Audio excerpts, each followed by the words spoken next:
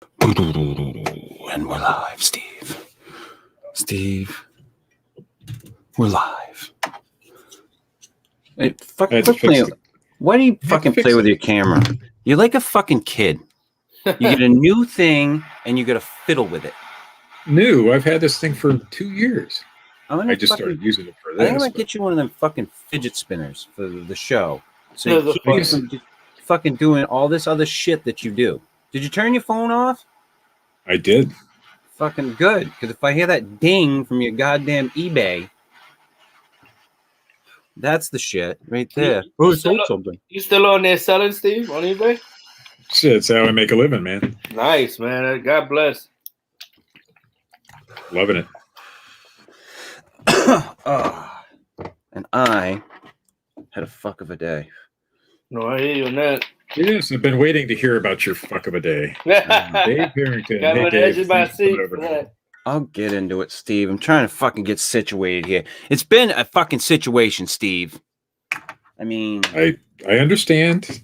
The things are situated. Every time Chris messages me, I've had a fuck of a day, or today's been hell, or this has been shit.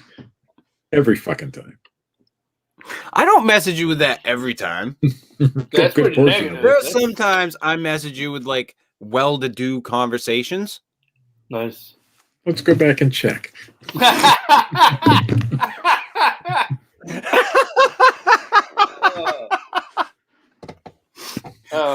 You might be partially right.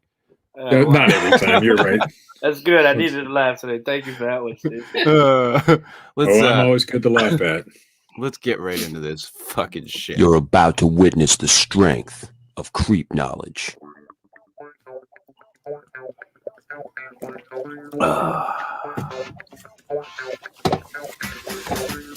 Good evening and welcome to the Fortean Slip. This is episode 179, Gang Stalking. We're talking about the phenomenon of gang stalking. Joining us again, back from the brink, Bronx Johnny. We're late because of him.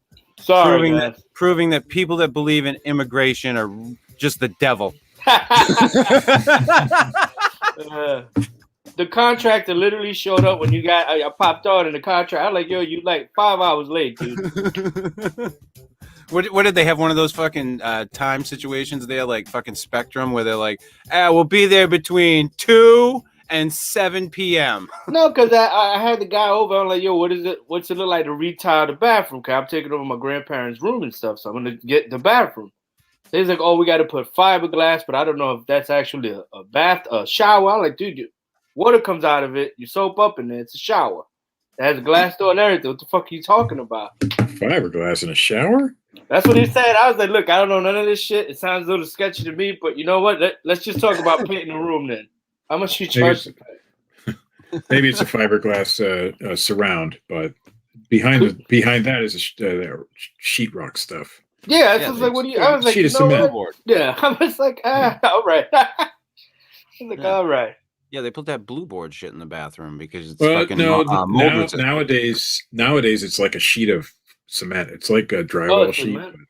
Yeah, it's actual cement. It's pretty cool. Oh, yeah, cool. Well, I know they use that fucking like I was saying, that blue, that mold resistant sheetrock, and they do it right around all of it. Yeah. See, that'd be nice.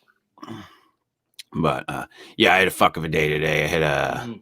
As some of you know, I went back to work recently. Nice. To a I guess you could call it a regular job. I was selling on eBay like Steve for a while, but I just because of pressure. It wasn't pressure, you fuck. It was just logistical shit, stuff that got in the way. So I wound up going back to work. Well, I've been dealing with this motherfucker for fucking weeks. And finally today, we went to go because we situate breaks at a certain time of the day. And went to go friggin' take our breaks. And the person had gone before me. And then she had wanted the next two of us to go. And he literally, without saying anything to anybody, just fucking walked out. Oh, wow. That's a dick move. Just fucking walked out, got into his car, and left. So I fucking ran outside, while he was at the corner, and I'm like yelling at him because I didn't give a shit. What the I'm fuck, like, dude? you're fucking done. Oh boy. So I went back in, and he comes back in, and he friggin' walks right up to me, and I'm like, leave, just leave. You're done. You're fired. Well, And he gets right up in my face, and he's like, you don't have the fucking authority. And I'm like, oh yeah, I do. damn. How long did you guys work together for? New guy? He's Too been there long. for about, I'd say probably about a couple months or so. Oh yeah. I've been dealing with this shit. Didn't know the lay of the land, eh? This is a guy that literally didn't punch out, didn't tell anybody, and just went home to take a shit. Oh, he can't take a shit. How many places have you worked, the both of you, any of you here, where you could not punch out off the clock? You're on the clock, and you could just drive home to take a shit and still have your job. Well, as long as I don't know if you didn't punch out. Yeah. No, you gotta punch. At least let somebody know, not just. You got to punch out. Yeah, you don't just fucking walk off work. No, you can't do it. I've known a few guys who've done it, but they're crafty about it. They're not like very blatant about it. Yeah, there's some class to it. It's not just I'm walking Yeah, to that's right. the job to take a shit. Yeah. Never heard of it. Yeah. Never in my life. Never in my life have I ever seen anybody until now. Oh, I do it. I walk off the job, take shit all the time. You work for yourself, you fuck.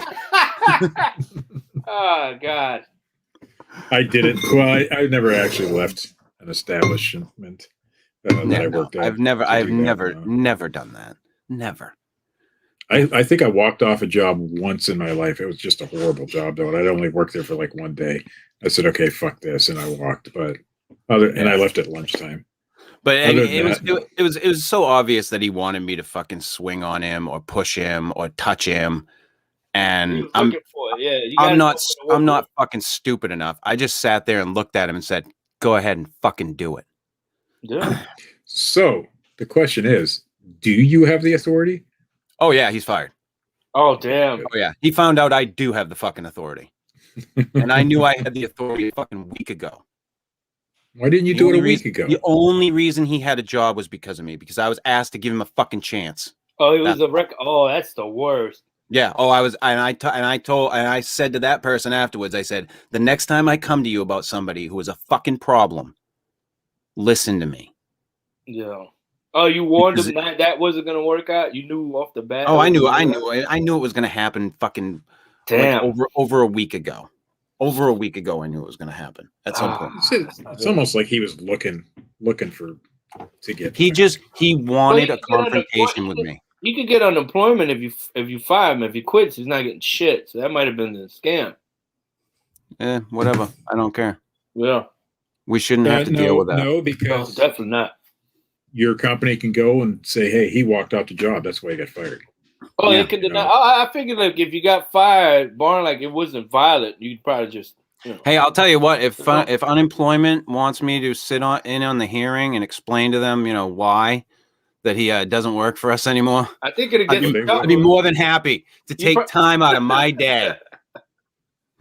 Just make sure you call out. You don't want to have to fight yourself. So there was a guy I used to work with who got fired in a similar situation. Yeah.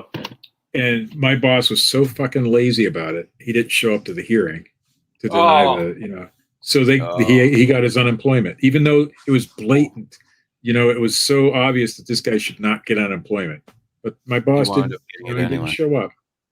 Well, no, okay, he was late all the time. That's what it was. Blatantly late, 5, 10, 15 minutes a day. My boss did show up. He showed up 15 minutes late. So the guy got his unemployment. He said, "Well, if you can't show up," that's what it was. I knew I would remember what happened, but you can't show up, then how do you expect him to? They gave it to him. Yeah. Oh, that's rough. So make sure you're on time for that appointment. Yeah. When you have those hearings, they make it so hard in the state of Maine. It's ridiculous. I remember the last time when I lost my job. And they had fired me like without like going. They didn't go through the proper process, and I should have been able to get unemployment, and they denied me. And I was surprised. that I couldn't get unemployment. It's very rare I hear somebody not get it. Usually, the only reason you don't get it is like the time you put into the job. I think if it's under 8 months, you're not gonna get it. Oh, I was there for well over 2 years. So yeah, it depends. A lot of that depends on state you live in too. Oh, okay. Yeah, and Maine is. We had a fucking dickhead, fucking cunt of a governor. One governor ago. I mean, I don't know about the new one. The new one, everybody bitches about her, but I don't fucking know. But he was a douchebag. This was a guy who literally said, our former governor said, we have all these black drug dealers coming up here and impregnating our white women. Oh, I heard about that. Oh my god! Yeah, you remember that? I remember him. Yeah, that guy. What a fucking idiot! He was a Republican. And he went on this systematic destruction of the welfare system in the state of Maine, because if you're on welfare, you're a piece of shit. That's how you're viewed. Yeah. That's how they see it. I mean, I don't understand why Republicans think that if you're on welfare, you're a piece of shit. A great deal of them do, though. And they blanket statement the welfare system. So he went and made it insanely difficult to get benefits. In some cases, you have to volunteer, like you have to work. Mm-hmm. Even if, and like it's for some people, it's impossible, so they can't get the benefits. So it's gotten crazy, but yeah, and somebody said to me now, they're like, with everything now, if you had to get unemployment now, it'd probably be pretty easy with everything with COVID. And I'm like, yeah, probably. Right. But definitely not easy.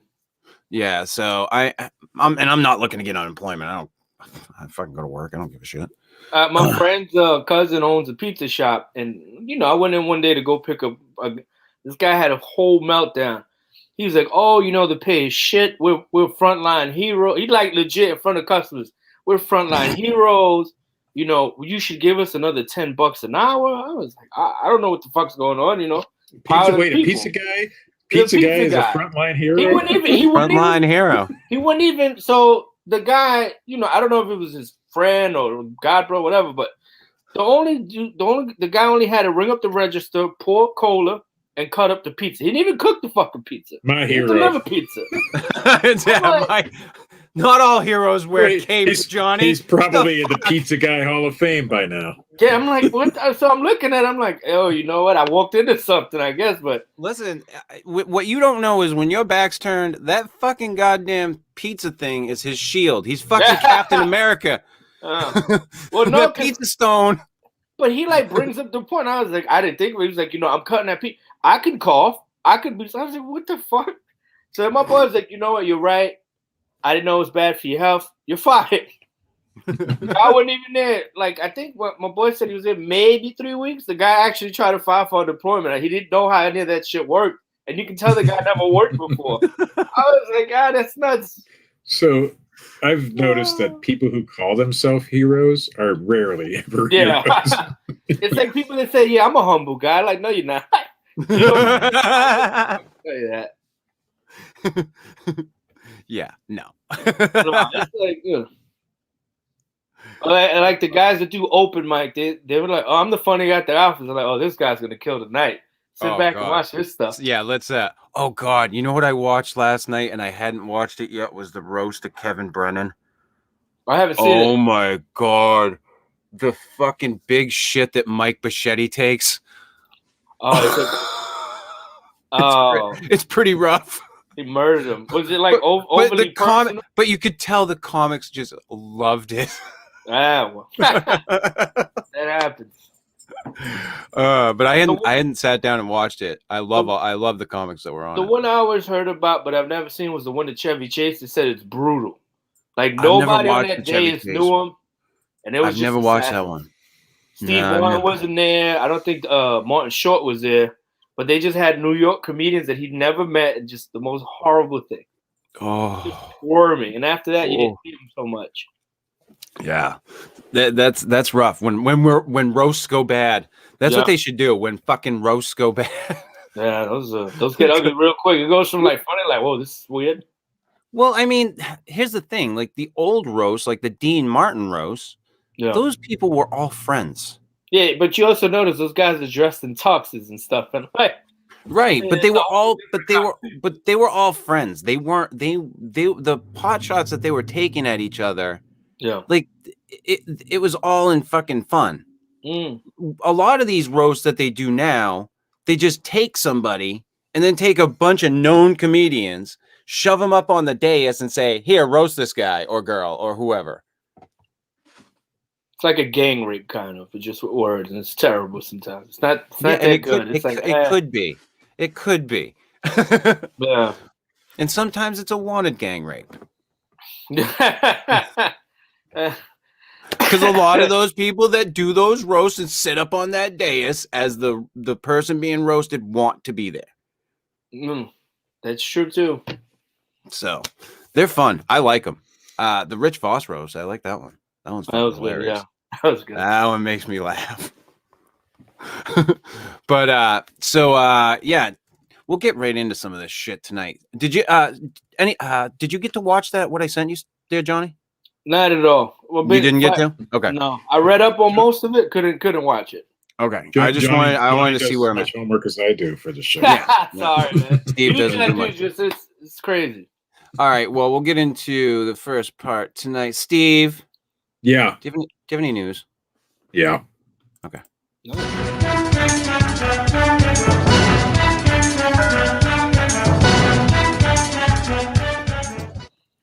a lovely news intro. I enjoy that.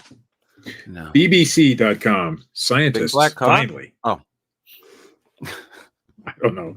I've never been to this website before. Sorry. I just had a flashback from X Hamster or something. Okay. Scientists finally unlock the mysteries of the world's oldest computer. You're familiar with that, right? That thing that they found. They dug up. Mechanism. Yeah. That one. Yeah. A 2,000-year-old device, often referred to as the world's oldest computer, has been recreated by scientists trying to understand how it worked. Can you say that again? Antikythera, Steve. Mechanism. Has baffled experts since it was found on a Roman-era shipwreck in Greece in 1901. The hand-powered ancient Greek device is thought to have been used to predict eclipses and other astronomical events. It's like a farmer's almanac, basically. Yeah, sort of, kind of. Yeah. Oh.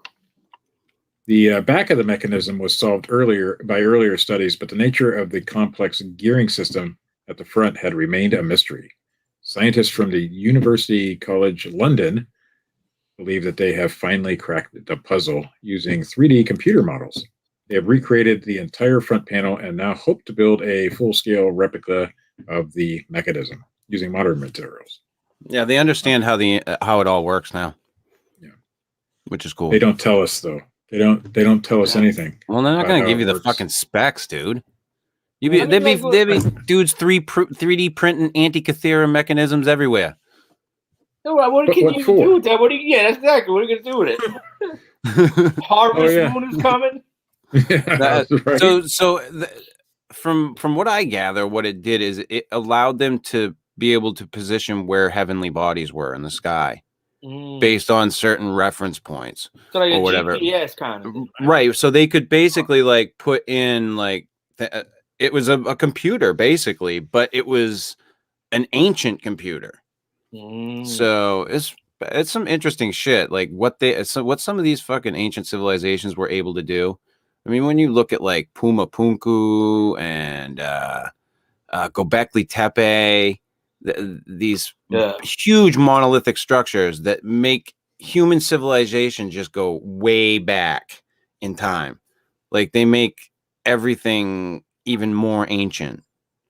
It's crazy. I remember they found some kind of basically I guess it would be a temple where they had it was like a slide for heads. So when they do execution, you'd be sacrificed. Mm-hmm. And they had like a mechanism where your head would just roll. Yeah, right down. I was like, what the? I was like, shit, people devious when they need to be. Fuck yeah. Sometimes. That had to be a long day at the office. Like, you know what? Maybe if it rolled down, it'll look better.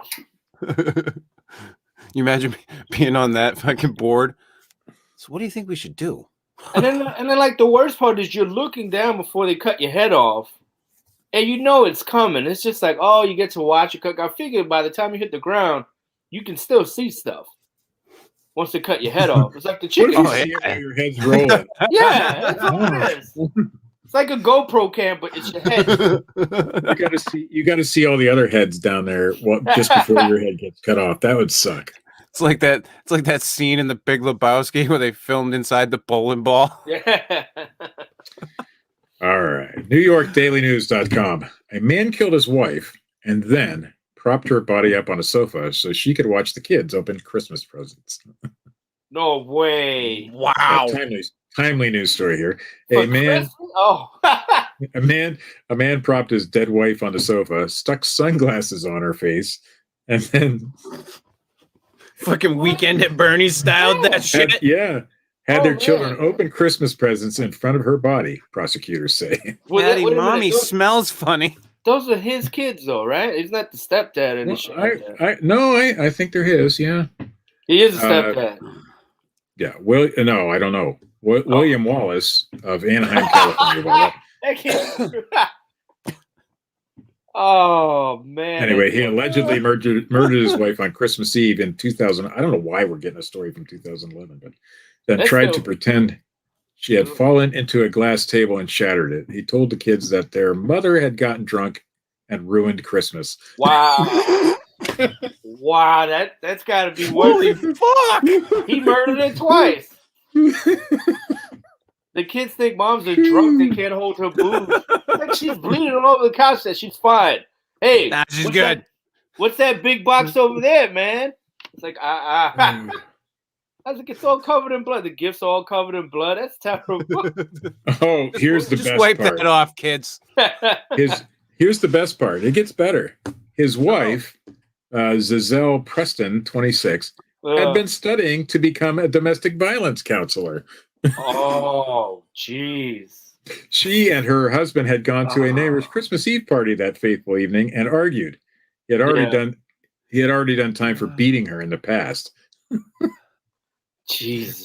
Wallace said did what he always did, expecting Preston to survive like she always did. Oh my God. What kind of argument did you have? What kind of argument do you have at a Christmas party where that's your response? He dragged her body from the bedroom to the living room, arranged her body, and told the children, "Mommy ruined Christmas. She got drunk and ruined Christmas." God damn. Oh, what a fucking! I hope he rots in prison. I don't want the death penalty for Well, this guy. he's been there for what now? 10 years of steroids? Yeah. Taking it all. He's Yeah, done his time. let's get an update. Did he Jeffrey Epstein himself? I hope so. No, I hope not. I hope he rots. Yeah, if you're in the yard, though, and that's the story you tell some of the guys, you know what? I understand you. I've got on my nerves, too. Why do you think I'm here? Oh, yeah. No. The guys in there, they're going to be like, oh, you killed your wife? Yeah. He might get more shit for Me beating her than he too. did murdering her. I think you get more shit for, right. like, beating your wife than you do killing them.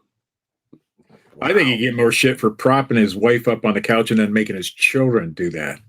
Well, no, the kid part is worse. the kid part is fucked up, but the part about her on the couch, you know, the new guy comes in like, you did what? Tell it again. Tell it again. Amityville horror killer You said Ronald she was DeFeo drunk? Jr. Amityville horror No. killer. Tell him Ronald, about the part where you told him that she was drunk. Yeah. am I allowed to read the next story? No, you're not. Go ahead, Steve. Newsday.com. Amityville horror killer Ronald DeFeo Jr. dies in state custody. Yeah. Yeah, 64 years old. He did that murder young then, right? He was 64. Oh, yeah, real young. Oh, yeah, We just did a show on the Amityville murders. Yeah, but that was a crock of shit at the end of the day, right? He just used that as an alibi. Well, That was what you would call it. That couple was fleecing It's weird. everybody. well, yeah, the people that came afterwards, yeah, but DeFeo killed his family.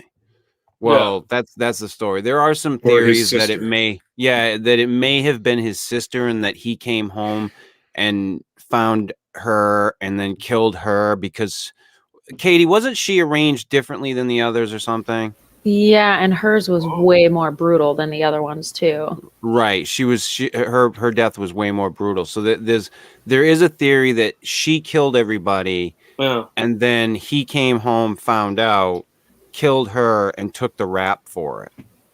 Oh, that's Um, weird. but the weird thing about the DeFeo murders is they all died in their beds. And they died face down, and it looks like none of them moved. Did you? He probably waited for. He probably dosed them so they would sleep. He That probably is couldn't deal a with them possibility. moving. That could be possible, but you'd think that would have come up in an autopsy. Yeah, they tested it was for some of that stuff, 1975. but yeah, there could have been some stuff that just there wasn't testing for it. I mean, it is a Right. possibility, Mm. but that sister that was suspected, she was the only one that wasn't face down and did show signs of fighting back. She was the only one. He didn't leave her on the couch, did he? That sick bastard. No. Make the kids watch her open presents. Yeah. Wait, she couldn't Your open sister presents. ruined Christmas. You're all in that kid. DeFeo was convicted on November 21st, 1975, and was sentenced quick to trial. 6 sentences of 25 years to life. 25 years See, to life. I never got that. Just give the guy life. Like, he was never Right. going to be eligible for parole. That's just a waste of court's time. It's like, what? Yeah, just fucking leave him in there. Are they waiting for him to, like, redeem himself and, like, in prison? Yeah, that ain't gonna happen. Anyway, fellas, that is the news. The news.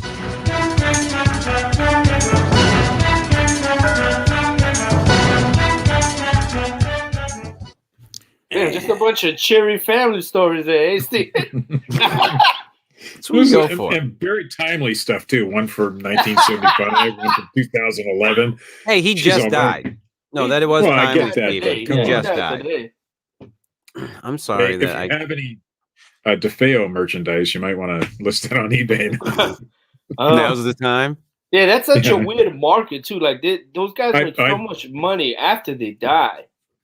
It's crazy. Mm. Like, I think Richard Ramirez is still alive, right? No, I'm pretty sure he died. He died. 'Cause I know that I'm pretty Netflix specials sure. and stuff. You see his shirts and stuff I'm gonna online. say- I'll look it up right now. I bet you sales of the book, The Amityville Horror, or the Died movies, right June now, 7th, through the roof. 2013. Oh, bro. Yeah, because a lot of, like, I know they said Gacy. I think somebody bought Gacy's car, some crazy shit. Like, there's a website where you could buy all this guy's stuff, like his artwork and stuff like that. Oh, Zach Baggins tries to buy fucking everything. Oh, yeah, he's got Kevorkian's bus. Yeah, Which is fucking pretty the cool, Dude actually. from I'd the like dude to from see the Ghost Hunters there, whatever the fuck he ghosted. I don't know. He's got what a whole fucking shitload of stuff. He's got a museum out there in Vegas. But I didn't get to go. You buy that stuff purposely because you're going to have a museum, right? Like Ed and Yeah. Lorraine, they only have that stuff because they have a museum. Other than that, it's not really worth anything if you're not a collector. You really think the fucking doll's haunted? The Annabelle? I don't know, man. The fucking Raggedy Ann doll? Because that's what it is. Didn't the That's priest all it die is. with that and then, like, it's possession? I remember that was No. the story with it. That's No. bullshit, too? No. No, it's all bullshit. Oh. No. It's a fucking Raggedy Ann doll, dude. It doesn't even look like it's not even redhead. I thought it was. Oh, no, wait. Yeah, it is. Oh. It's a freaking I'll fucking show you exactly what it looks like. Fucking Annabelle. I just bought 10 copies as a Blu-ray version of the movie. of the Why? movie. Yeah, Annabelle. Oh, there it is, right there. Right there. to resell. Here we go. Oh, I can show you. Share screen. Share. It Yeah, is that's a just Raggedy Raggedy Ann, Ann. though. Why they really sexed her up for the movie? Yeah, they sexed it up wicked for the movie. Yeah, it's a fucking Raggedy Ann doll, and all it says, warning, do not touch, do not open the case. Yeah, well, there was some shit on YouTube where some guys were filming the museum, and they're like, "Oh, first time we got near the doll, the equipment started stalling, and it got cold." I'm like, "Oh, Ooh. well, you watch that shit. It's like, you know, when they say when the room goes cold." Yeah, no, I don't think so. I mean, these people that have these things, like, show me some proof. Like, that's what I want to see. Like, show me some proof. I think the stories are fun and cute. like I've done some of the bedtime stories. I've done on Robert the Haunted Doll or Harold the Haunted Doll. We had the guy who owns Harold the Haunted Doll on the show. What did the doll do though? I don't think it does much of anything. No, what it's claimed to do and what it actually does. Yeah, it's not. So I mean, I like the stories. Yeah. Like as with any of this stuff, I like the story, but you take 2 steps into any of this shit usually, and you're stepping in something that stinks. Mm. You know, that's half the problem with it. So you wouldn't venture to think like voodoo dolls, any of that stuff is real, right? I think with stuff like that, it depends on how much you believe in that shit. Mm. I think it's like, I think you can allow something to affect you. Yeah. If you have belief in it. So I think there is some kind of validity there when it comes to like voodoo dolls or spellcraft, whatever the fuck you want to call it. Yeah. But otherwise, I think it's just, yeah. But like nobody like gonna break your arm or some shit with dolls like that. No, nobody's gonna. Yeah, I don't think that shit's gonna happen. It would be cool though if it did, right? Oh yeah. I'd have a lot of it. There's a lot of voodoo dolls. I mean, come on. If voodoo dolls worked that well, don't you think there would be more people like fucking dying, like all over the place just because? Well, no, they usually attribute. Like I know, like in the Dominican Republic, usually when somebody dies awkwardly and some shit, like they were like cutting a tree down and the tree stabbed them through the heart. Then there's somebody like, I found a voodoo doll. Look just like the guy with a leaf on his chest. I guess that's pretty close. I guess it's spot on. All right, we'll go with that. All right, shaman. Let's go drink some ayahuasca. Shit our brains out. That is the thing. Like in South America too. My grandma grew up with a guy who was like a witch doctor. Technically, I've seen the guy once or twice or whatever. But he'll say, like, if you piss me off, I'm really gonna put a fucking curse on you. And then he has people in his family like, yeah, no, like I got diabetes because of him. I'm like, holy shit. I was like, well, that's the curse. Yeah, well, no, like the guy. Come on, that's unimaginative. Well, no, because so supposedly the dude. That's like really manageable. Well, no, the dude told him. He was like, yo, if it was some stupid shit about like he was supposed to go to a party and a dude took his shoes and I guess he didn't like it. He's like, I'm gonna take your foot for that. 3 years later, the guy got diabetes. Oh, come on. Yeah, they blamed him on it. My grandma bought it. So I was like, all right, grandma, you bought it. That's fine. Well, I think it's just like all right, so here's the thing, Johnny. Unless I see like a fucking gypsy woman or some voodoo priest say like fucking walk up to some dude and say like fucking thinner. Yeah. And then they fucking like shrink over time, like the next month into nothing. Like then I might believe in curses. No. I think, well, everybody I mean, going back to that believing it, it's the same with these Bigfoot people and UFO people. They're going to see it because they want to, because they believe in it so much. And that's the same with the witch doctors and voodoo and to be fair, spells and all that shit. Ingmar Berg's asking what the topic is. The topic is eventually going to be gang stalking, but right now we're talking about this. Yeah. But like with the UFO people, you got the government backing it up now, so they don't look so like out there. Yeah, right. I mean, we talked a lot about that recently. Yeah, it's weird the way they were dropped. I'm like, it felt like it was a distraction for everything else. But I like, look, they got credible. You can't call somebody batshit anymore for it. And then they just had that other one where, like, it literally came out that the pilot had seen this thing. Yeah, and then like a couple days later, the FBI confirmed it. Mm-hmm. Oh, excuse me. The FBI. Yeah, like fucking what is going on? Like that's my question with all this UFO shit. What is going on that all of a sudden, like the Pentagon, the FBI, and the fucking CIA are all just like, yeah. Yeah, I mean, a pilot saw it. You would think the FAA might confirm it, but the FBI. Well, why is the FBI involved in this thing? I think the FAA usually averages a certain amount of numbers every year of confirmed. Well, they can't confirm, but they're like people that they don't never confirm them. Yeah. But why would the FBI be involved at all in a pilot sighting of a known phenomenon? That's a weird one. So something's strange there. No. You think the government has like a paranormal division? I always thought that as a kid, like the government should probably have They have like a paranormal division, right? They just check up on stuff. I don't know if they currently do, but they've done stuff like that. I mean, Project Blue Book, which was a sham anyway, but there was other, I'm sure, more legit programs behind the scenes that we don't know about. But they did a lot of experimentation with things, remote viewing and stuff like that. So who knows? All right, let's get into our topic of the evening: gang stalking. I came across this. I've been completely addicted to since I found him on YouTube. That chapter, and Mike there from fucking Ireland, that fucking pale Irish bastard. And he does all kinds of true crime shit. And he had done a thing on this gang stalking phenomenon, and that was the video that I had sent you, Johnny. But it goes over this one case of this guy who felt like he was being gang stalked. And there was some interesting stuff in there that may have like corroborated what he was saying in a way. So to get into it, gang stalking, the term gang stalking refers to a psychological symptom where someone believes they are being stalked, followed, spied on, and attacked by a group of people. They will commonly refer to themselves as a targeted person. While the topic is acknowledged and used in the medical community, it is widely understudied and not discussed enough as a legitimate problem.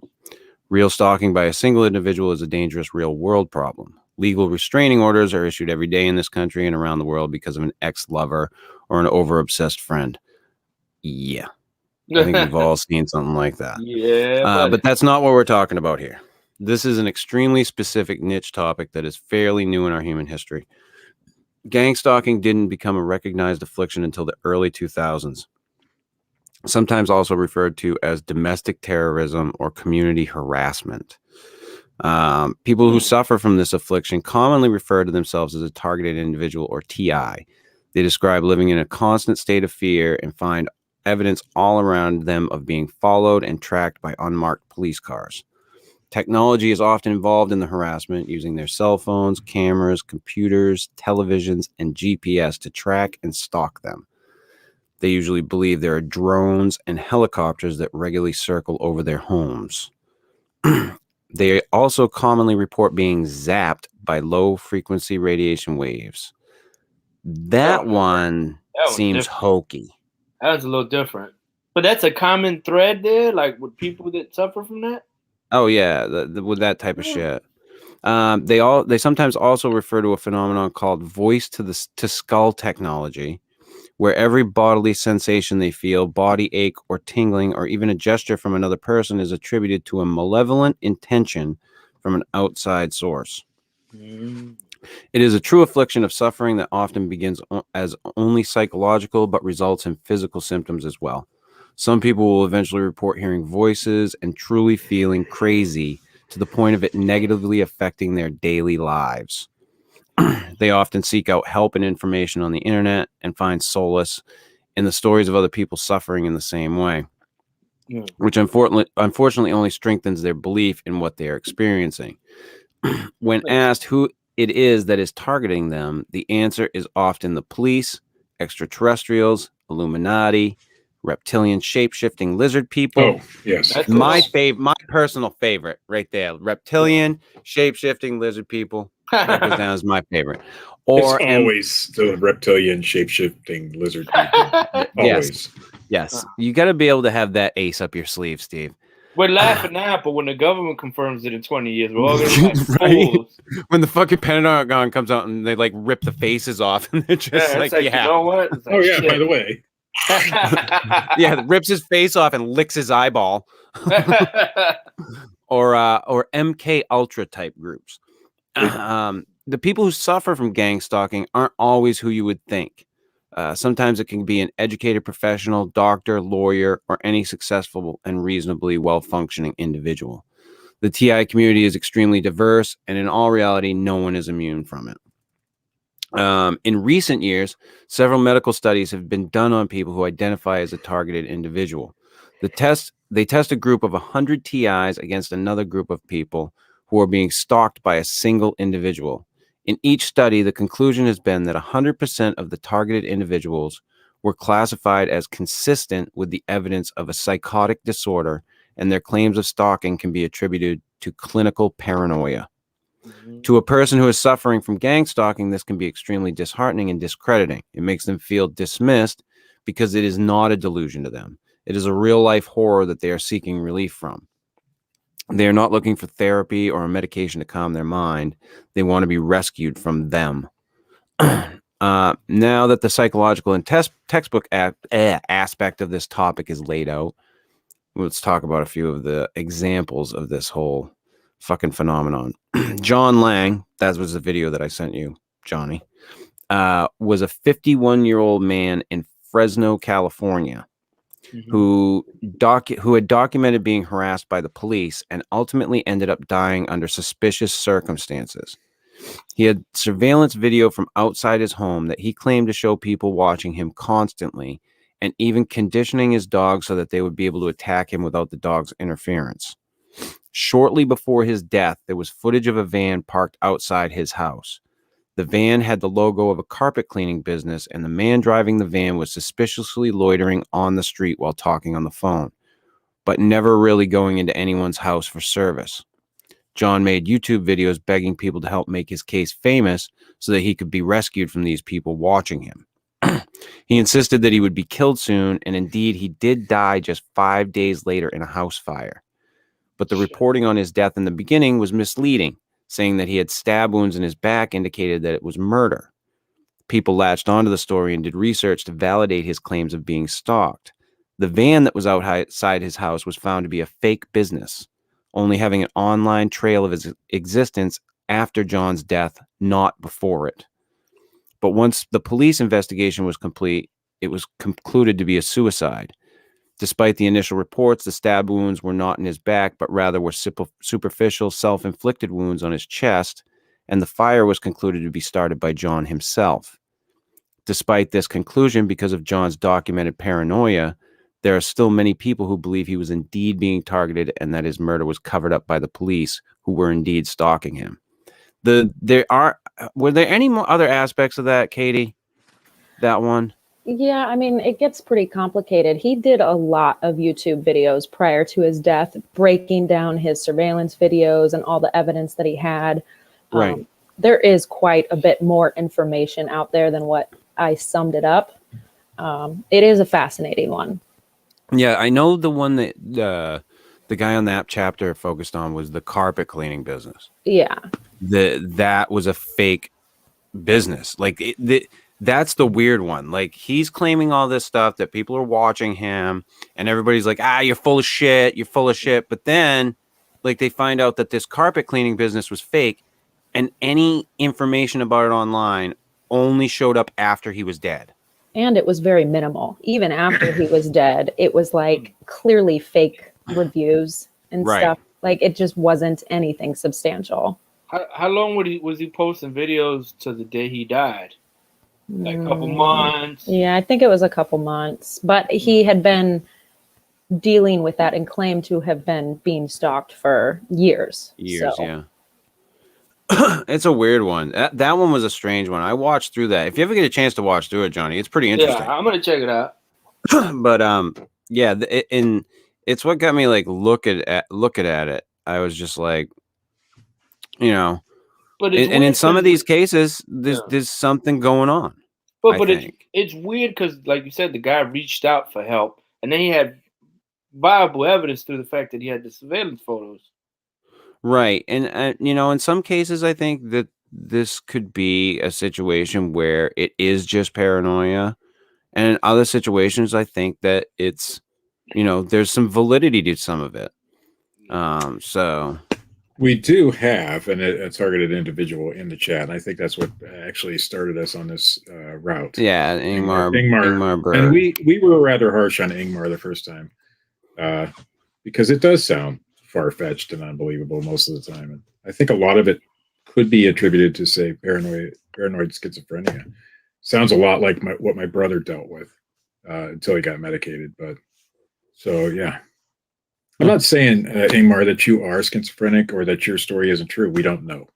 Yeah, we don't know. I'm not living your life, so I don't know. And I want to apologize to you for the way we treated you last time you came in. We thought we treat everybody like shit. Yeah, but we thought she was fucking with us. No, everybody usually is fucking with us. Generally, yeah.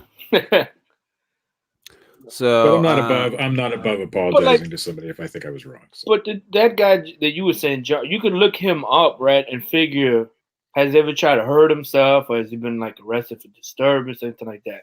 That sounds like if he got in, he probably had a beef with a cop that arrested him. Maybe that's where the paranoia came. They don't look you up for nothing either. That's could be. What would cause it? Let's say he was telling the truth. I mean, we had some evidence that there was some truthfulness to this because of the carpet cleaning company. Yeah. Why? Why would they target him as an individual? And Ingmar, for example, why would they target Ingmar as an individual? What have you done? What's the end game? Who benefits? Yeah. Right. Like that would be my question. Who benefits from it? Well, and that's where a lot of the MK Ultra stuff comes into play. A lot of people believe that there's a similar revitalized program and that they're experimenting on people to find people's breaking points and see how they can manipulate people. And that's kind of the direction some of that answer goes to. And she asked if we've researched MK Ultra. We've done whole entire shows on MK Ultra. We're very well aware of MK Ultra. Absolutely. Well so I'm assuming that she believes in what Katie just said is that MK Ultra still is going on, still exists, and they're still, doing things with that program. There's a theory out there that, the state that legalized drug use was doing it just to see the effects on people and what they could do to make them snap faster. I forget what state it was. Which state legalized everything? Where you could do. I think it's Oregon or Washington. It was one of the two. Yeah. Well, I think it's Oregon. Oregon legalized all psychedelics, and they decriminalized like everything. And Washington is very much the epicenter of all of this stuff. And a lot of it, sometimes you hear people link it back to the Patriot Act too, because that's really when a lot of this stuff started happening. And they think that as a side effect of the Patriot Act, that allowed another program like this to exist again. Okay, so not for nothing, but y'all in Washington did have a group of fucking idiots take over a whole section of your city and fail. So, yeah. I mean, not for nothing. Well, and that's is true. Actually what's next up here in the write-up is all about Washington. So yeah, so we're gonna get into Washington next. So, Snohomish County, Seattle, Washington is perhaps the world headquarters for organized harassment and gang stalking. Washington State in general has some of the highest numbers of people who claim to be targeted individuals. So much so that actual government websites do acknowledge it as a phenomenon in their area. They attribute it to the explosion of population that quickly diversified the people in their communities and dismiss it as a type of mass hysteria. But if you ask the people who claim to be a targeted individual, they usually claim that Washington is an area where a powerful entity is targeting people for experimental purposes. Much like the MK Ultra mind control program or the COINTELPRO counterintelligence programs from the mid-1900s. They use the known history of those programs to validate their claims that similar experiments are still being carried out today on the innocent people of Seattle. Whether you think these people are genuinely being stalked or not, it is fascinating to consider such a high number of people experiencing the same symptoms of paranoia all in this one specific area. Could that be groupthink though? I mean, yeah. Okay, what happens, and then they talk to somebody else, and oh yeah, that's happening to me too, and then it just grows and grows. And I'm not saying that's what it is. I mean, could it be that? I don't know, and that's why it's concentrated. Like I said, I'm not trying to belittle anybody's experience by any stretch of the imagination, but I mean, as with anything I have ever said on this show, show me some proof. Like, Right. where, like, if there's so many people that this is going on with, where's the proof, and why isn't it being looked at? If there's so much proof that it's happening, and like I said, Well- I'm not denying that this is happening to people. I'm not saying that it's not happening. I'm not belittling their experience. What I'm saying is, what is the proof? You know, if I can see the proof, if I can look at it, then I can make an assessment. But otherwise, I don't live your life. Yeah. I'm not above believing that the government could do something like that. I mean, Oh, we've fuck seen yeah. it in the past. I mean, They have done it. They've done some pretty shitty things. They fucking have done it. Yeah, I mean, so can it happen? Yeah. Do I think Oh, it is happening? I don't know. I mean, maybe Could it be on a happening? small Yes. basis? Sure, but I think it could. Yes, but there still has to be a Is the reason. Why would government you be put on above this it? list? No. No, not at all. Absolutely not. And it would be a black program that you'd never know about anyway. Oh You yeah. know, there would the black budget shit. So I don't know, but then I mean, people claim that the police are watching them, and then the FBI is watching them, and all these other sort of entities are watching them. That would have to be a pretty fucking coordinated effort, you know. And so that kind of, I don't know. Yeah, it's when you look at, here's the thing that kind of opened my eyes to things.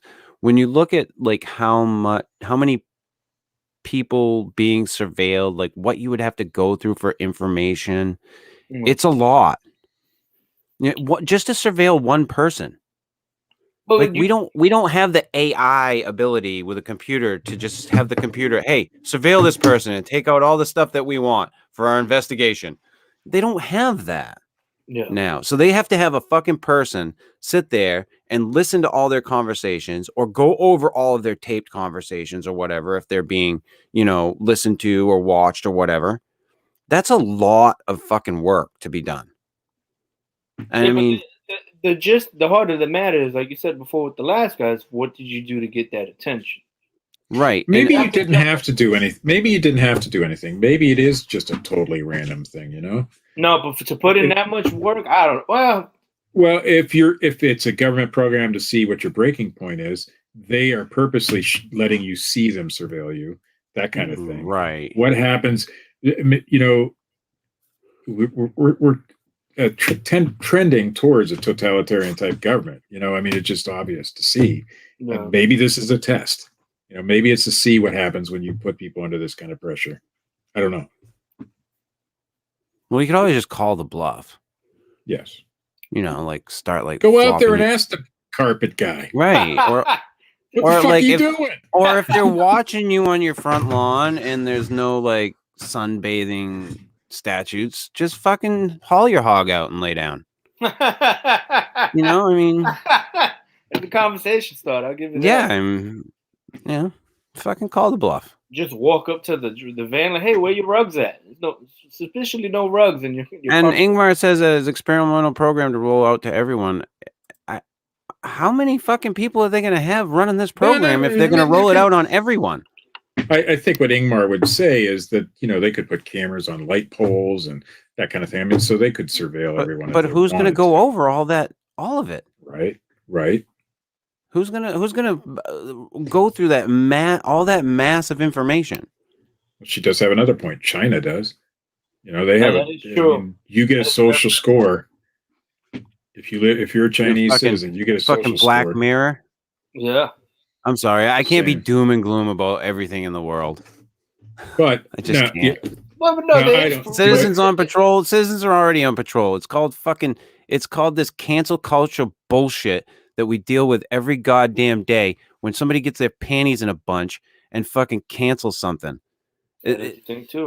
We became Big Brother. Everybody was worried about Big Brother. It's fucking you. We are Big Brother. Yeah, absolutely. Because listen, when I was selling hand sanitizer and face masks, everybody before it was announced, oh, that's great business model. The moment they, said tell on everybody, that's when it became a problem. You know, same fucking shit. So that's, we are Big Brother. And you see guys committing crimes now. They're literally taking selfies while they do it. It's like, what are you doing? It's just sad. We live in a very strange time right now. It's very strange. It's almost So Orwellian. like I said, Ingmar, I'm not trying to discredit what you may be going through. I'm not living your life. I'm just presenting the information as it is, as we see it. I'm acknowledging what you're saying. So I don't want you to think that I'm trying to belittle what you're going through. That's not the case at all. Like I said, when I looked at that John Lang case, I was like, wait a minute, because he goes through like the whole thing, like this guy is like nuts at first. What year did John? But then he goes back. I can't remember. But he goes back and he goes over all the things that are very fucking strange, like the carpet cleaning company and all the other stuff. It's sloppy done. Like if you can pinpoint who it is and where they're at, you can see the truck and then find out it's a fake bit. That's sloppy work. Whoever's looking into them. So maybe that's on purpose. That's what I'm saying. Maybe it's on purpose. If that's the truth, it could be on purpose. So that they can see how you react. Yeah, right. And that right. It could very well be. But I don't think. Here's the thing that I'm going to say. Yeah. I don't think that it makes sense that they're going to target everyone. Maybe some people, if it's a test or if it's a way for them to test things, maybe some people. I could buy that, but everyone, there's not enough people. There's not enough people to go over it. There's just not. Yeah, that's true. There's not enough hours. And then America is never going to become like North Korea. It's never going to become like North Korea. It's never going to be that way. Reporting their parents for not wearing masks and all sorts of bullshit when this pandemic first started. Yeah, and all sorts of other things. So can it happen? Absolutely. I mean, we will turn on each other on a fucking I don't dime. think so. You would have to depend on citizens to do it for you, though. That's the way that would work. There's a whole section of this country that will go batshit crazy with their guns if that shit goes down. So absolutely. It's not gonna. I'm sorry, but there is a whole section of this country that keeps the rest of us in check. What if the batshit crazy people and they stormed the Capitol in January? Okay, what if the batshit crazy people with guns are believing this is actually happening? So they would go out with the guns. But what if they're the ones who are causing it to happen? Then it's a whole different story. Yeah. So if they're behind this thing, they're the ones telling on their neighbors. And the fair point, look how they caught those guys from the January 6th Capitol thing. Their neighbors were the ones that bratting them out. Yeah. Well, there was a. That's what I was saying. One daughter reported her mother. Yep. And that happened many times. I'm like, what the fuck? That's what I'm saying. It's feasible to think that society would do it to itself. If anything, you don't need a government to do it. With all the surveillance shit we have, we can get drones that like record shit. Well, I mean, let's face facts. For a lot of them, they didn't have to be turned in. They fucking Instagrammed it. Yeah, sure. That's what I'm saying. You snitch on yourself with somebody right now.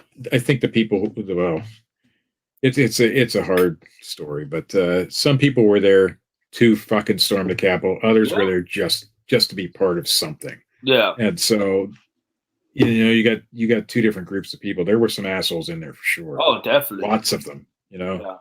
But I think people went along with the crowd. But no, I think very few of them thought, okay, let's go storm the Capitol. Yeah, I think what they thought is, okay, these guys are storming the Capitol. Let's go in. So I don't think the gang stalk thing is out of the realm of possibilities. The fact, look how quick they caught these guys. They rounded up a lot. It's a significant amount. They didn't get everybody, but they got a pretty good amount pretty fast. Oh, yeah. It's been, 3 months now? We're 3 months from that? It took nothing. It took little effort for them to find who it was. On my life, I thought the guy that was on Pelosi's desk, I was like, oh, they're not going to find this guy. They got him within a week. I was like, shit, that they looked when they knew who he was because he was a loudmouth. That too. That doesn't help. Yeah, but that would be like me. That would be like me or you, Johnny, who have been on like shows where we're out there where everybody can see what the fuck we're talking about. We're like, this is what we're fucking doing. Yeah, but so when they want to find you or they want to just watch you, they can do it. You wouldn't even know it's too late once you're wrapped up. I had a guy once who was an actual he was in he looked into people. Yeah. Like he was one of those type of people. I did work on his house. Yeah, sort of like that type of thing. And he told me one day, he's like, listen, he's like, if I just get a couple of pieces of information about you, he's like, I can have your bank account and a satellite picture of your front yard by like the end of the day. And this was before Google. Oh yeah, that's scary. I would say, oh, you Google man, that's fucking scary. Yeah. And I was just like, oh. With Google, it's become a lot easier. Oh, Yeah. I've done it. Not bank account information, but Chris knows. I mean, I used to be known for seriously, doing that Johnny. shit. Steve Huh? used to be the fucking guy Oh, to like, if you wanted to investigate somebody, no. you just gave their name to Steve. And you track it down. Ah, that's awesome, You're man. fucking right, I would. That was And it's not badass. hard. It is not hard to do. I don't do it anymore because Yeah. I got way too wrapped up in doing it. It will take over your life if you do it. But it is not hard to find information about people. But that's And what you I'm can saying. get some pretty good dirt. Yeah, but like Steve's saying right now, that ties into gang stalking. It's so easy. You can literally do it at home. Like they used to advertise those workouts on TV. It's literally the same shit. You can do it from home. It's not that hard. Like I know you guys are saying, oh, there's not enough people to do it. You just got to get somebody motivated enough, and they can track at least 5 people with you at the same time. That's how easy it is. I don't know. I think it's a lot harder than what you think, because when they do surveillance on somebody, there's like a couple of people on that person, like in shifts. Well, look at it like the basic situation. Like how do women find out a guy cheating? They do surveillance. 9 times out of 10, that's how you get caught. And they got to hire somebody else. No, Or not always. or their friends get involved. There you go. But it's not the hardest. You always got to outsource, Johnny. Yeah, You that's got to outsource. You can't do it all on your own. own. But Matt Taylor, gang stalking is the law that really took off under Obama for sure. I don't know about that. We won't go political on that. Yeah, No. I didn't. Yeah, this communist points-based system will be a world. Nah, I don't think so. But hey, if this is what you think, whatever. Good on you. I don't think so. But Could it be? I don't think it's sure. I don't think it's going to be worldwide, and I don't think that it's going to be like North Korea where fucking everybody tells on everybody else and has to go in. We still got rednecks with guns. Yeah, the rednecks with the guns keep everything in check in this country. So whether you like them or hate them. Yeah. Because it gets to a point where they're just going to say no. And then the guns are going to go off, and people are going to get hurt. They didn't use I don't even think anybody took a gun into the Capitol, but they could have. Yeah, it could have been bad. It could have been done. You piss enough people off, and they believed they were pissed off. They believed they were doing the right thing. Yeah. They didn't go in there for show. They did you start gang stalking right. some of these fucking rednecks down in Arkansas and Alabama, they'll fucking just kill them. Yeah, and they know each other. The thing out there, Picker be all over your ass, man. He doesn't know the bearded picker, but the thing out there is everybody knows each other. Those small, especially those little small back towns, they all know each other. So if you step in there, they don't know you.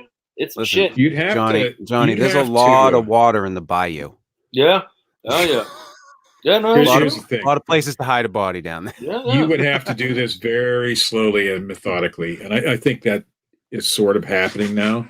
Yeah. You have to convince people to think a total different way. And you do that by deception of the gradual. You do it so gradually that nobody realizes. Usually it's through infiltration. That's how you get people like that. You have to infiltrate that society, get in there, and that's how you get them. Ingmar is being stalked by rednecks, she says. It is. Like I said earlier, it is possible that they're on that side. Who knows? I don't know what to tell you. I'm sort of rednecky myself, but I'm not stalking anybody. Yeah, I'm not. I haven't been stalking anybody recently. Or ever, for that fucking matter. Clean out. Jesus Christ! In my former days. All right, we'll get on to the last one. Billy B is a famed gay makeup artist who was a judge on the hit TV show RuPaul's Drag Race. He was also featured in the Vice mini documentary about gang stalking. He claims to have been followed and stalked by people for years. Considering his story, he is self-aware of how crazy he sounded when he went to the police seeking help and answers as to why he was being stalked. He claimed to be harassed by gangs of vehicles on the highway, forcing him to slow down and not be able to exit the highway. He says he would spray paint. He says he would spray paint and even pepper spray these vehicles from his car window while he was driving, in hopes of getting them to call the police, but they never did, which proved to him his theory that they were strategically following him. He also refers to street theater. When he is out on the streets or in a parking lot, everyone around him is acting, trying to appear normal while they are actually stalking him. He believes he is being stalked by a Christian group because he was an openly gay man who was brave enough to move into a nice neighborhood back when homosexuality was still taboo. He is living a successful and active life today, but still claims to be followed and often speaks out on the topic. There are countless stories online, and they are not hard to find. There are tons of forums and websites where these targeted individuals gather to share their stories and team up with one another to search for a solution.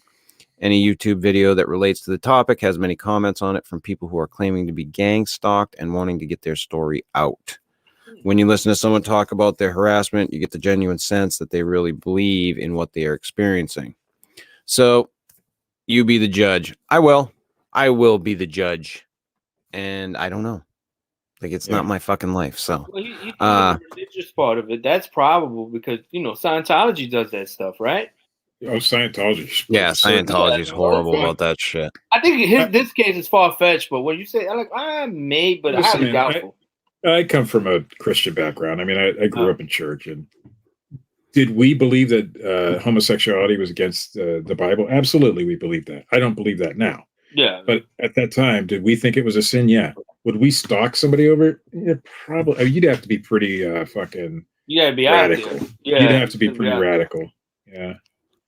Yeah. And I'm not saying that. I mean, there was guys who bombed fucking abortion clinics. They were Christians. So is it possible? Absolutely. Is it probable? I don't know. There's crazy people in all walks of life. Though. That guy gave a pretty clear, concise reason. A lot of these people, there's no reason. So. Yeah, but like even then, I don't know if it's a concise one because he's just saying, I moved into a nice neighborhood and that's when the shit started. It's like, what? That's a lot of work. Yeah. Just to get I said, it just seems like in some of the cases, and like I said, I'm not trying to fucking blanket statement anything, but it just seems like you were saying, Johnny, it's a little much for people to be watching this one person. And then the way they're doing it, like if you want to get him out the neighborhood, you usually target the house. Why don't you not follow him during traffic and stuff like that? Maybe he's just seeing the same cars at rush hour and shit. Yeah, could be. Could be a thing. Just my wife, coincidence. My wife saw the same guy driving to work and back from work every day. Yeah. And you could interpret that as he was stalking her, but he wasn't. He was just going to work. Yeah. He happened to work at the same time she did. But you could have interpreted that wrong. Yeah. Oh, yeah. Yeah. And like I said, to say that it doesn't happen, I can't say that. No, yeah. Like, if people get stalked, and like, it would be fucking foolish for me to say no one ever gets stalked in their car. Fuck, there's fucking serial killers that have stalked people in their vehicles.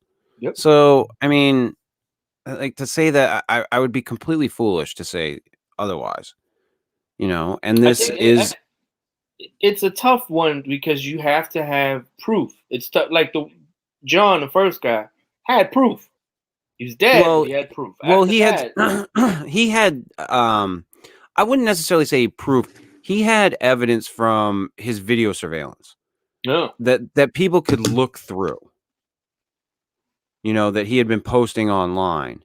Yeah, so there was that. I consider it Go ahead, Steve. When you put something out publicly on YouTube, people are going to follow you, okay? And your followers tend to build you up. And they're going to believe everything you say. There will be your detractors. I have them, you have them, whatever. But your core audience is going to build you up and believe. And so now you're going to go more and more into that issue, whether it be psychological or not. You're going to look for more reasons so that you can upload it to YouTube. You get more support from your fans, and and then eventually it may have actually caused him to kill himself just to prove a point. Who knows? You know? Yeah, but that the you burning can't the just hotline's a bit much there on that. That's just like Well, it's a delusional thing that happens to people when people are supporting them when they're doing something they shouldn't be doing. So I mean, Gotcha. like my wife would let me eat potato chips just because, but it's bad for me, that kind of thing. You're enablers. That's what I'm saying. If you have enough enablers telling you the right thing, Well, and I think that's where the internet really comes into play with this, because I mean, people talk about it in their real lives and they have people close to them who don't believe them and just like, oh man, you got to let it go. So they go online to seek like-minded individuals, and they bounce their stories off of each other. And I think at least in some cases that only further Fuels it. validates. Yeah, it just totally adds fuel to the Intensifies it. fire. Yeah. So, like I said, I don't know, and I think that it obviously is some type of a phenomenon. And like I said, for me to just dismiss it is foolhardy. It obviously it has a possibility of happening, could be happening, and I don't have all the facts, and neither does Steve or Johnny or anybody fucking else. Yeah. But it's just the way it is. We absolutely believe in confirmation bias. We've seen it over and over in a lot of things. So, and it could be that for a lot of these cases, not all, but a lot of them. Yeah. So we've said many times before, when people go out into the woods to look for Bigfoot, they're going to find Bigfoot-related evidence. When they go out to look for UFOs, they're going to find UFO-related evidence. Ghosts, same thing. It's what you're looking for. You're going to have a tendency to find it. Not all the time, but that's going to be the stuff that you're going to have a tendency to find. And you say not mine, Ingmar, but I'm sure that a lot of people would say that about it. And most definitely the people who are being deceptive about these sorts of things would definitely say that. And I don't know you. Yeah. I don't know you personally. We don't know your story. I have no fucking idea who you are. So I can't make an assessment of that. And it would be kind of weird for you to expect me to have an assessment of that, because I can't. So but we definitely wanted to talk about this, but we wanted to do it at least in somewhat of a gentle way, because we have a tendency to be very fucking harsh on this show. Yeah. And I don't think that this is a phenomenon that doesn't occur. I think that it has a very big possibility of occurring, and I don't want to belittle anyone's experiences. But at the same time, I'm going to poke fun at shit and have fun, because that's what I do.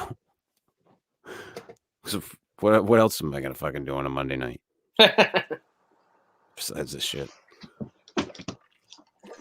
But I think though, with the gang stalking part, it's always just proving it. Not that it's happened, but why they're doing it to you. As long as you can prove why they're doing it to you. Right. Like that's the crux of the situation. I would say for these people who are experiencing it, try to gather some type of evidence. Yeah. That you can show to people. So if this thing really is happening to you, that you can prove it. Yeah. And so that people don't look at you fucking like you have three heads. Best advice I could ever give anybody going through it is, if somebody's fucking with you for no reason, that's a real evil person. You got to get. Oh yeah. And I've had people in my past who have fucking harassed me. Yeah. I've had it happen. Sure. I won't go into any detail. I'm obviously not going to say a name, but I had a friend who wound up being basically a fucking pedophile. Oof. And I fucking called him out on it, and it was not pretty. And I wound up going to the fucking police and having a fucking protection order put on him, because I wasn't going to fucking deal with it. That's the right thing to do. Because fucking, and that's scary when you've got somebody going, following you around and fucking driving by your house all the time, and that they're doing it to intimidate you. It is scary. So Yeah. yes, Ingmar, I can definitely sympathize with you. This isn't something that I have not experienced. I have experienced something very similar. Maybe not so much to the effect that you have. Yeah. But you know, it's not cool when somebody fucking does that shit. I don't know if anybody else has experienced it, but I have, and it's not cool. Yeah, I know people I've who done have. a restraining order, and it's no longer active. Oh. But I'm still fearful enough that I keep the paperwork and the police reports folded in my wallet at all times. Yeah, as you Just should. in case. You never know. As you should. Yeah. So, and Ingmar says she appreciates us for taking the time to explore the topic.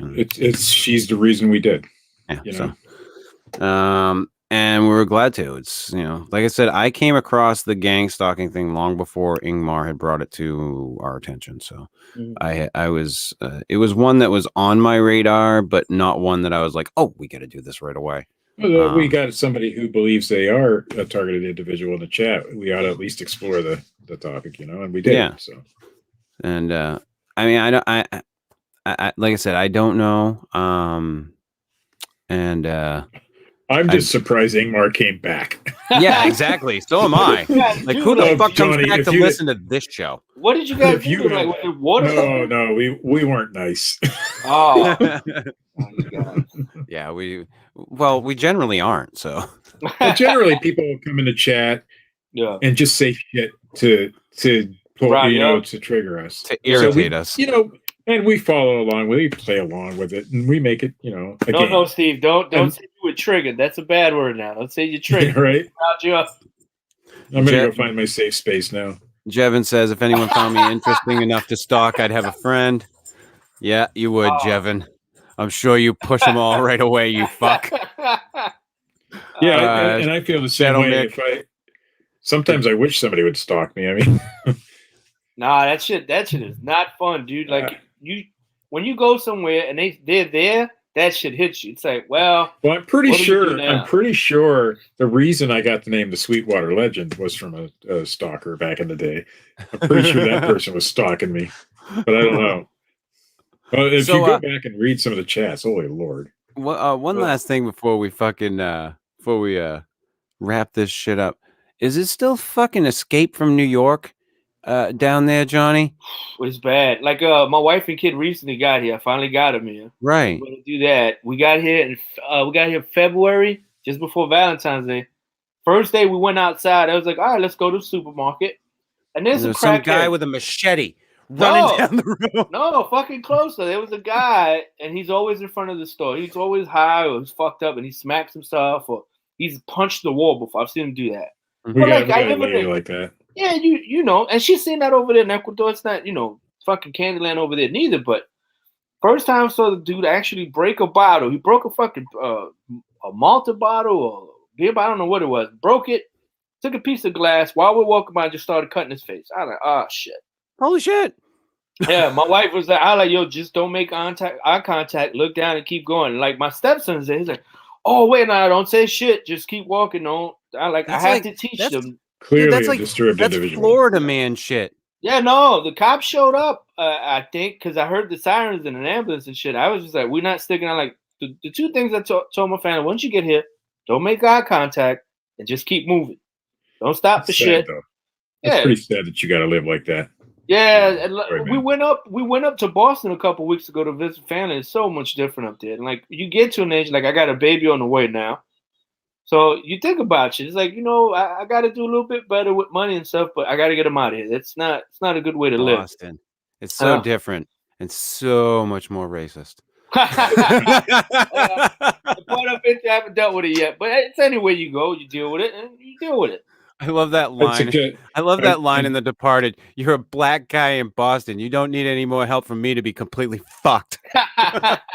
Yeah, I'm sure it's not that bad now. I don't know. I haven't had to deal with it. I don't know, but it's weird because it used to be like when you're a kid, it's like fucking Sesame Street. There's a character in the neighborhood, like, oh hey, that's crackhead guy, or that's drunk guy. or whatever. right. That's the lady likes to spit on people when you walk Oh, by. dude, Don't when give a chance. When but- I was at this program once at a college for the summer, and we would get these stipend checks they would give us to spend every week. So we would go down and cash them down at like the Rite Aid or whatever. And there was a dude outside the 7-Eleven every fucking time we went down, this old like Vietnam vet that would try to get money from us so we could buy glue because he huffed glue. Yeah. You know, so he was one of them Jesus fucking Christ. glue huffing dudes just standing outside the 7-Eleven, just fucking. I haven't seen that shit in a long time. I know what you mean. Heroin's back in New York, so that's good. Oh, yeah. That's always, you know, the heroin That's always chic. good. It's You've like, missed God, that, haven't you? man. I was like, man. Oh, look at Lance and Shadow making a love connection in the chat. Ooh. Oh, my God. They're trying to exchange addresses, and I know. And Swamp Girl, we haven't seen Swamp Girl in a while. Oh, wrong one. wow. Yeah, I haven't seen Swamp Girl in a while. About. So anyway, so yeah, it's still crazy down there in New York. Yeah, it's starting to get to. I might have to by the next time I do the show. I might have a different name in front of my other name. You think they're gonna take down fucking Cuomo? Oh you yeah, know, he's done. He is fucking wait a done. minute. He has time to ride it out. He only has to make it to November. He can pull it off. He just has to stay out of shit. But he's not. His political career is over for sure. Oh yeah, but he's done his. He's done. Listen, his 3 times. here's my assessment of Cuomo. No. He was great as long as President Trump was in office. His side backed him. As soon as that was over, they released the hounds. Yeah, you got nobody to blame, so you start blaming yourselves. You eat your own hands off. Well, he kind of they released the fucking hounds. Based on what I've seen, he kind of fucked himself. Oh, sure he did. So, yeah, that's a crazy one. But I've seen some of the stuff that's been going on down in New York, and you know, I listen to Jim and Sam. Yeah, and Troy before he moved down to Florida. Mm-hmm. And I think I relayed this one to you. He was talking about a dude running down the street with like a friggin' machete or a samurai sword or something in his hand, and I'm like, that fucking shit's going on. Yeah, the man here sucks. I'm not supposed to say that because I work for Silver, but the man sucks. He's just the worst. Like Cuomo. De Blasio? Yeah, De Blasio's the worst. Oh yeah. We got Cuomo, who's a union guy, and I met him twice, and like you can tell a lot by a handshake. The guy's got a good handshake. Maybe a little too aggressive thinking about it now, but got a good handshake. Wait, are you the eighth? I might. Like, you know what? That was a weird train ride that day. I was like, I don't know if you're supposed to put your pinky on my palm. I guess that's a thing. I don't know. Yeah, you know, even if you can judge a guy by his handshake, you can't. You can't judge everything. You can't. You know what it is too. You're gonna hide so much. Like the physical shit, if he did do it, I'm not saying he didn't. If he did the physical shit, that's bad. But when you start talking about how somebody makes you feel, that weirds me out a little bit. Like you can't fire somebody because they make you feel weird. No. And do I believe that he did what they say? He might have. You know, he might have sexually. We don't know. People. Yeah. But none of them are really ever. I mean, I guess they. Okay, so I'm gonna like say it as it is, and I think I watched this thing with Seinfeld, where they were interviewing him and asking him about this whole thing about men and women in the workplace together, and they were like trying to get him to say something about the inappropriateness of things, and he was just like, the problem is men and women. Yeah. Like we're designed to be attracted to each other. And yes, there are gay people, so there are going to be men attracted to men and women attracted to women, but that's how we're designed. So like you got to address the elephant in the fucking room. That's just the way it is. I mean, and it's the culture right now too. So yeah, it's too easy. 10 years ago, what he did 10 years ago, what he did may have been completely appropriate. Today, it is certainly not appropriate because we know that this is what's going to happen. What bothers me about this whole situation, do I think Cuomo should be out of office? Absolutely. I don't like the guy. I don't like his policies. I don't like what he does. But it seems to me that every time they want to get somebody out, they don't go after the real issue. Exactly. They claim sexual harassment. It's sexual harassment every fucking time. And it's again, the quickest way to get somebody out. Nobody's saying he didn't do it, just in case somebody's like, "Oh, hey." That's how I lost one of my jobs. Yeah, nobody said he didn't do it. We don't know. I think he's a dickhead, to be honest with you. And I think what he did with the nursing homes and Yeah. covering all that, that's bullshit. if That they should got get him- him out of office right there. If they got him for that, fine, because there's proof. You know what happened. All right, fine, get him for that. But the other shit, it's like, not that. If Yeah. he did But it just seems to me that his side of the aisle does not want to admit that what they did was wrong. So now to get him out because they know he was wrong, they release the hounds on the other side. You know, Yeah. a different topic, and you see that a lot in politics. You know, they want somebody gone. It's sexual harassment. It's fucking every bait single and time. switch shit. Yeah. Bait and switch. All the fucking time. All the fucking time. Anyway, Stuart that's my Wright. political rant for the night. Stuart Wright. Hi guys, love the show. Don't think I've ever seen Stuart. Stuart looks like he's posing with a few guns. Yeah, there you go. He's one of those rednecks was talking about. Yeah, maybe. So we're gonna wrap this up. Johnny, thanks for coming on again. It's good to see you, my man. I'm very glad to hear that your wife's home with you.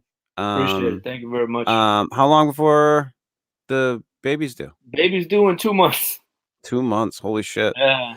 Well, congratulations. You know, I'll be talking to you. I always shoot you messages and shit. So, but it was good having you on again. And this has been the Fortean Slip, episode 179, Gang Stalking. Thank you to Ingmar Berg for being a good sport. Thank you to everybody else who was listening. And as always, you can check us out on our podcast, the audio version at anchor.fm/the Fortean Slip, or wherever podcasts may be found. You can check. You're still doing High Society, right? Yeah, I'm still on there. Oh, absolutely. Go check Appreciate out it. fucking Thank you for gasdigitalnetwork.com. I was waiting to miss the plug so I can bust your balls after the show. No, fuck no. I've got it right up so I can just bring up the fucking link. Go to He Gas plugs your Digital show Network. every week. That's right. Appreciate it. I plug you every week, my man. I love you guys. I don't get a chance to listen to you too much, but when I do, it's always funny. Oh, thanks. It's always fucking funny. And whenever I catch you guys, the one or a couple of times you guys have been on Legion of Skanks, I've had a hoot listening to those ones. Thanks. So, and as always, go check out the like page, facebook.com/the Fortean Slip. It won't grow because Facebook's a fucking cunt. I was going to ask you about that. I noticed you started posting on there again. It's Facebook has destroyed it. I get notifications every day that teach anything controversial on this. So what's the problem? I don't know what's going on. Like, they changed Facebook like pages, and after they changed it, my numbers stopped going up. Like, it would show you before how many people liked your page, and how many each day liked your page, and then where your numbers were at. Yeah, because you were in the thousands at one point, I remember. I'm at 57,000, and it hasn't moved in months. Is it like a monetization thing? Like, if you it has nothing to do with money. Yeah, they I don't know what they're doing, but it's very, very weird what Facebook's doing, and I think they're going after the wrong people. Why don't you just reach out to oh, never mind. That's right. You can't reach out to Facebook support because they never fucking tell you anything. There isn't any. So anybody who wants to check them out, I started doing the Fortean Slip bedtime stories again. They are their own podcast. I have read such things as The Wonderful Wizard of Oz. That was 4 hours. I read At the Earth's Core by Edgar Rice Burroughs. That was 5 hours.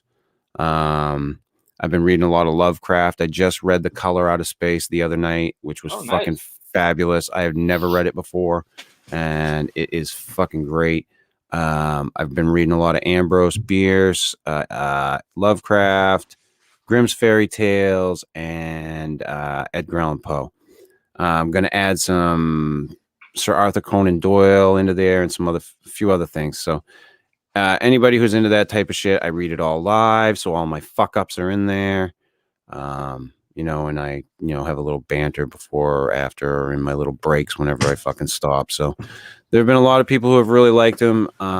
So go check that out if that's something that you are fucking into.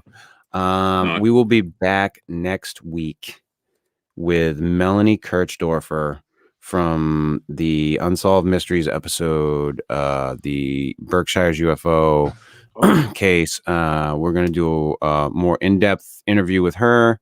And I'm going to be talking with Tom Reed sometime very, very soon. To do a more in-depth interview with him. He's another one that was on that episode of Unsolved Mysteries. The Berkshire's UFO incident. So I'm looking forward to talking to Melanie next week. Her story is really fucking strange. And like the cover up that her family did kind of weirded me out when she was talking about it on our show. So I really look forward to talking to her next week. And until then, see ya.